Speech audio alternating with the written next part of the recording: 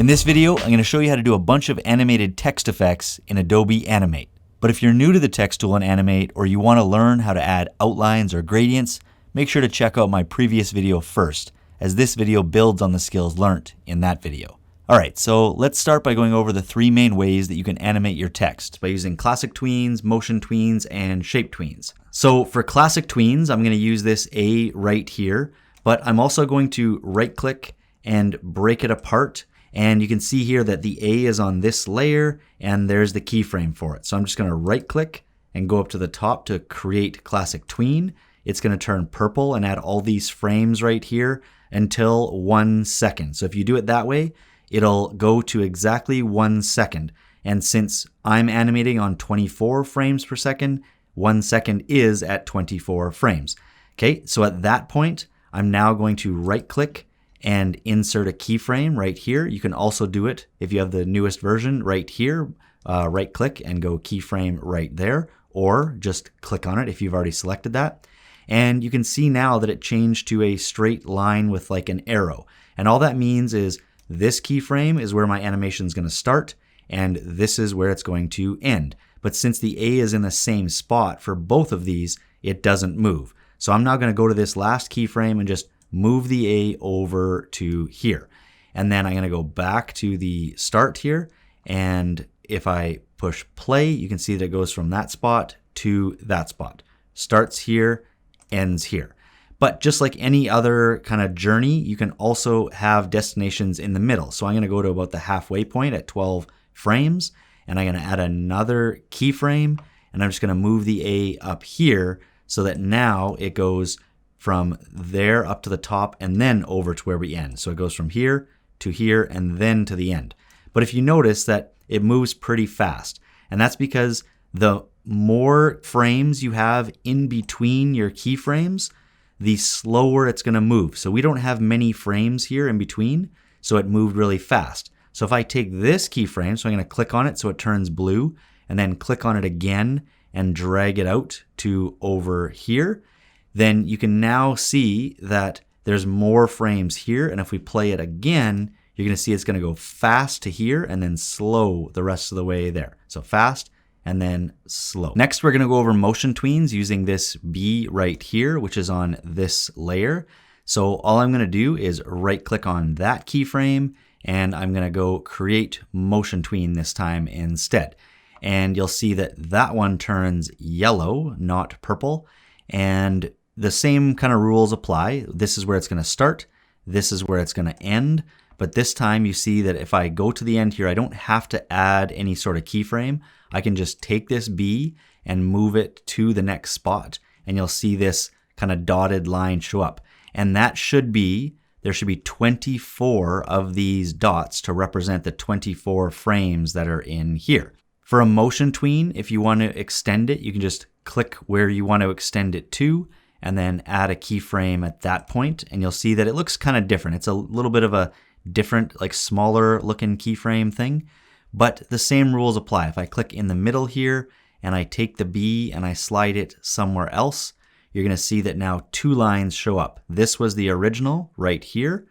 Then this is where the B is now. So it goes from this spot to there. And then this one over here is the last one, which was all the way over here.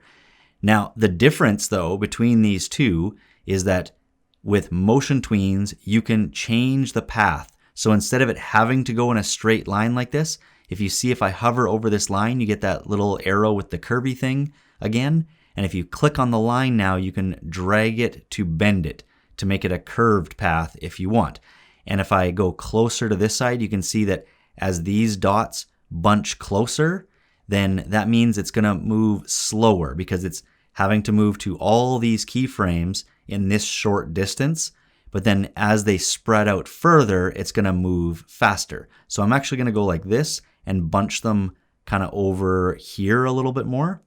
And then I'm going to take this line and I'm going to bunch them like this. So it's going to go kind of fast here and then slow and then fast around there. Okay, so I'll show that as the example. So I push play, it goes a little bit slower and then fast out at the end here. Another way to add a new destination for motion tweens is to click on the frame where you want to move and you can simply move your letter at that point or your object or whatever you have, and the line will bend to that spot. And just so you know, if you want to add frames to extend a motion tween, all you have to do is click between where you want to add them and just go F5, and that'll add more. You can see there's more dots, like more points here, which is more frames being added, which will make this section go even slower.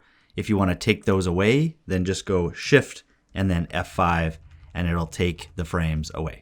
Okay, and then the third one I'm going to show you is how to do shape tweens with letters and text. So I'm going to go to the C layer here, and I'm just going to right click on there, and you can see that I can't create shape tween. That's the one that I want. That's because we have to right click and break it apart.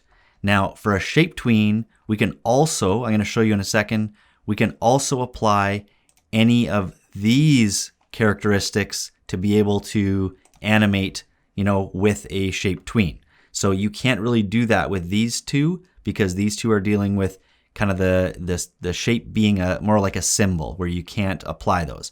So now if I right click on C, I can go create shape tween, and you can see it turns orange and puts the keyframe again at 24 seconds.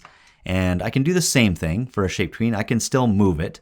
So the same kind of rules apply. The C is now kind of zipping across there. If I want to add a new one, I can just go here and click there and then move it again. So now I've moved it, twice here. The difference is that now if I click on this one, again, I have to, if I go to the edge, since it's selected, if I go to the edge, I can't do anything. But if I click away and then go to the edge, I get that arrow with the little curved line, and I can actually, bend my letter like I showed you before, so that now you can see that it's going to go from a regular C. As it moves, it's going to change into that kind of messed up C that I made there, or whatever that is, and then it's going to morph back because I didn't do any changes to this one. And in the same way, I can now go to my paint bucket here and change the color. So I'll pick this, and if I click on that, you can see that it'll go from that and it'll change, colors. I can go to this first one, let's say, and remember, I can't be selected on it. I have to be clicked away, like clicked off. So you might have to go to your selection tool here and click away. And then I can, ink bottle tool, go in here and add my stroke onto it. If I actually click on the keyframe to select it, we can go up and apply a gradient. So if I go in here and I change it from solid, I can go to a linear gradient, and again, just pick, whatever colors I want the gradient to be. And then now if we watch that one animated, it's going to go from that gradient to the solid color and back. So you can manipulate all of those basic things when we are dealing with a shape tween, but not with motion tween or classic tween. All right, so the next thing we're going to look at is all the ways that we can transform our text in Animate. So if you notice here, I've already broken this text apart and distributed each letter to its own layer over here. Plus, I've already added a classic tween to each of the first keyframes here. So now all I'm going to do is go over to like the 1 second mark, highlight all these ones, put a keyframe over here, and now we have all of them that are classic tweened all the way across. So all I'm going to do for each of these, I'm going to click on the second keyframe, and I'm going to make sure I'm on my free transform tool here. So this one here with the box and the arrow, and I'm just going to slide this down so we can see it bigger. You'll notice that this box comes around it with all these little squares. And for the first one here, I'm just going to deal with scale. So I'm going to hold Shift for this first one and go to the corner here. So I have this double arrow, and this allows me to change the scale of my text. Now, if I didn't hold Shift, then I could end up doing this, which I'm going to show you next. So by holding Shift and doing this, you can maintain the aspect ratio. So I'm just going to make this one bigger and move it up there, and you can see that it now animates it from a small t to a big T. For the R here, I'm going to do the same thing, except I'm going to go to, you can do it from the corner here, so you can squash and stretch from the corner, but I'm just going to go from one of these side ones. So you can see I can just squash it in like that, and I'm going to move this one down. So now we can see that that one squishes and transforms there. So on the A, I'm going to show you rotation. So if you go to the corner, you'll get this curvy thing, and you can just rotate the letter around, and it's going to rotate around this white dot here. So I'm just going to move that kind of up there. And if we go to the N, I'm going to do the same thing. But if you notice, I've moved the N's rotation point. So I moved it over to the corner here. So now when I go to the corner of N and rotate it, it's going to rotate around that dot. So I'm going to rotate it here and move over. You can see that the A rotates around the middle, whereas the N rotates around this bottom corner here. If I click on the S, I'm just going to show you how to skew it. So if you actually go on one of the lines, you can just click and skew it. So it just like deforms it like this. And you can see that one just skews it like that. For the F, I'm just going to show you that you can flip it if you want. So if you go to one of these side ones and you just go beyond the middle, you can flip it to be kind of backwards. So I'll just move this down. And if we watch that one, you'll see that it'll flip around almost like a spinning effect. And then for these last three letters, so for the O, the R, and the M, I'm going to show you different ones over here. So under Properties, if you go down here under Frame, you can go to Color Effects. And right now it's none, but I'm going to change this one to Brightness. So if you click on Brightness, you can now change how light or dark the letter can get. So I'm just going to darken the O. So if we watch it, it goes from regular to darker. And again, I'm just going to, move it up over here. For the R, I'm going to go down to that again. So under Frame, down to Color Effects, I'm going to change Tint. And in this case, I'm going to, if you want to change color, you can just click on this and pick a color. I'm going to keep that yellow, but you can also adjust these sliders if you want as well. And I'm going to move this one kind of down here again. So now we watch that. It'll change color as it moves. And then for the last one here, I'm just going to change the alpha. So if we go down here again and Color Effects to alpha, this is what you would do if you want to fade in or fade out with your text. So if I click on alpha, we can see that I've dropped it. This is 100%, so that's completely, you can see the letter, or you can drop it down to 0, which is see-through, which means that now if you watch it, this would be how you'd like fade out your text. And if we flipped it, so if I now went and clicked on that dot and went down here and cranked up the alpha at the end, but at the start, I clicked on the keyframe and dropped my color effects, my alpha down to 0 at the start, that's how you could fade in your text as well. All right, next up we have filters. And as you can see, I've already broken all the letters apart again. I've distributed each letter to its own layer over here. And I've added a classic tween to the first frame for each of the letters right here. Now, for filters, what I would suggest is you apply the filter before you add new keyframes, before you apply your destination. So I'm just going to go back to the selection tool, and I'm going to go to the F first. So I'm going to deal with the F first. And as you can see, you don't have to break it apart to apply filters. And then I'm going to go over to Properties. And just under Frame, I'm going to go down here to the very, very bottom where it says Filters. And I'm just going to go plus. So for each of these letters for filters, I'm going to apply a different one of these things. Okay, so the first one's going to be Drop Shadow. I'm going to go to the next one here, and I'm going to add Blur, and then so on. Okay, then I'm going to go over to 2 seconds and just highlight all of these, and then add the keyframe in there. And as you can see, it's a white dot now here, and a white dot here, but I have not animated anything yet, right? So I'm going to leave the first keyframe for all of them as the original, like just the base, like whatever the filter was, and I'm only going to adjust these ones over here, okay? So for F, I'm just going to go over here now, and we can see the drop shadow one that I added. That filter has a bunch of options, and really it's pretty simple. You're just going to mess around with each filter here to get something different. So I'm going to go through each one really, really quick, but you should obviously mess with it a little bit more. So I'm going to blur this one out. If you see that blur X was making it wider and blur Y was blurring it up and down, I'm going to increase my strength. I want it to be a little bit darker. And I'm also going to move the distance away. So it looks like that. So it looks more like it's kind of floating.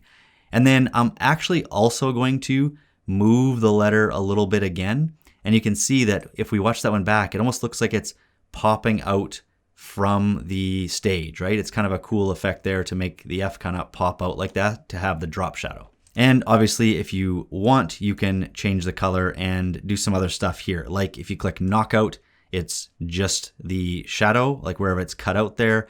You can do an inner shadow, so it's on the inside, but none of these other ones I don't think look that great. Hide object is going to be just the shadow, and then here you can change the quality, if you want a low quality one, or if you want to bump it up to high to make the shadow a higher quality resolution, and so it just looks even better back there. Okay, next up on the eye, I'm going to slide down here and we have our blur one. There's not much to do on that one. Right now you can see that the automatic one is blur at 4. I'm just going to switch to high just so we can see it even better.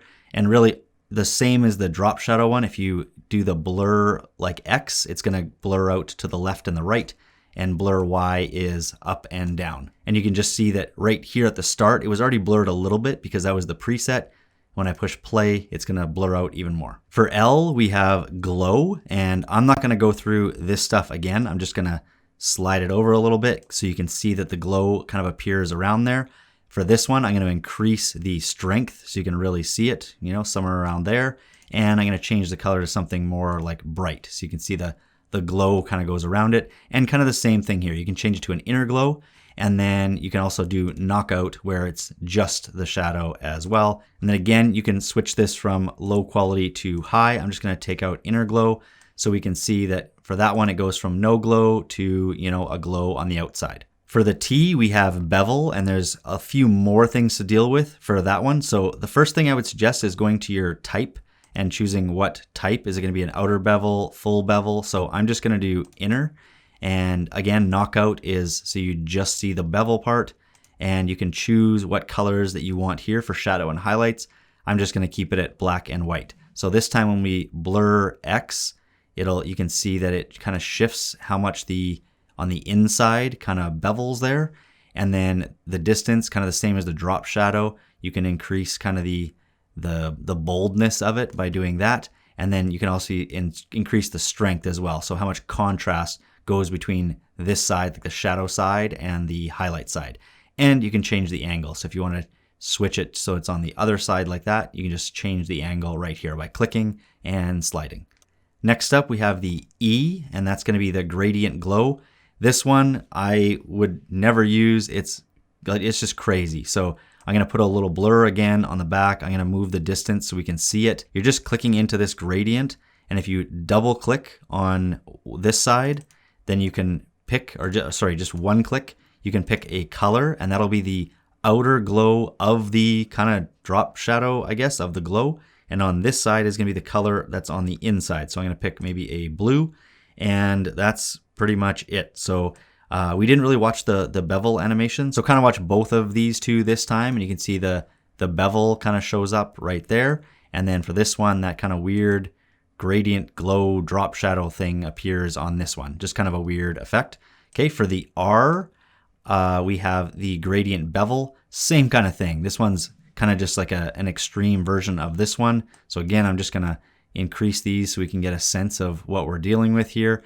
And this time on the inside here, you're dealing with this gradient. So instead of the gradient being kind of on the drop shadow, now it's going to be within that bevel. So you can, add that to your text. And if we watch that one, again, you can just see it goes from kind of nothing to a little bit rounded with some, like whatever colors you're going to pick there. It looks kind of weird. Okay, and then the last one is S, and that's going to be to adjust color. This one's pretty obvious. If you, sort of like what we did with the other one up here for color effects, you can also do it here. So you can change the brightness, darken it, brighten it. You can change the hue, which is the color that it kind of goes to. And, contrast is kind of a brightness thing as well. And then saturation, kind of how much of that color. And now we watch it goes from that red and just transfers to that kind of bright, kind of non-contrasty, non-saturated S. And then the last thing you need to know for filters is you can also just pile on more. So on this F, I'm just going to pile on a couple more. So if I click at the end here and go down, I can add any of the other ones. So on that one, I'm just going to add maybe a bevel to it. And you can see that now the bevel is also added. So we're going to have two kind of menus here to mess with. So I'll just kind of play with that a little bit. And you can also go and do any of the other things. So you can also go to your free transform and rotate it and skew it and all of that stuff. Plus you can go to color effects and let's say apply an alpha to make it, see-through or whatever to fade out. So now we have kind of a whole bunch of things happening to that F at the same time. And that's it. That's all I got for animating with the text tool in Adobe Animate for now. If you got something out of this video, make sure to drop a like. And if you're new to the channel, please consider subscribing, and I'll catch you next time.